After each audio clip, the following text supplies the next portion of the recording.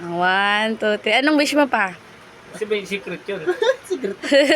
Alam mo ko ibang wish eh, kasi ang wish ko ay para sa inyo, yung kayong dalawa mapabuti kayo. Mm. Kumbaga, hindi para sa akin, para sa kanila. Sa akin ako. Naiyak Papunta ko tuloy sa ako, naiyak ko eh. Naiyak lang. Okay. Sige, sa akin guys, totoo lang. Ano ito?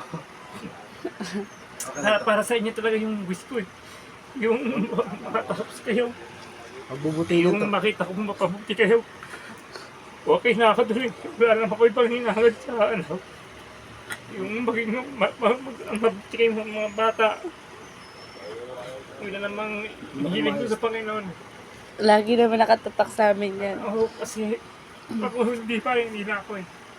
Yung kayong dalawa lang yung maging mabuti kayo, tapos maging lagi kayo magkasundo magkapatid. Yun lang namang ano eh, hinihiling ko sa Panginoon eh. Tsaka good health lang po tito. Oo, sa inyo kasi andito naman din siya, alam ko naman ano. Hindi ko po. Okay lang ako sa lahat eh. Kasi yun ang nimiwis ko sa Panginoon, yung mapabuti sila. Tsaka Kasi- good health din po sa inyo tito. Sana po tumagal pa po.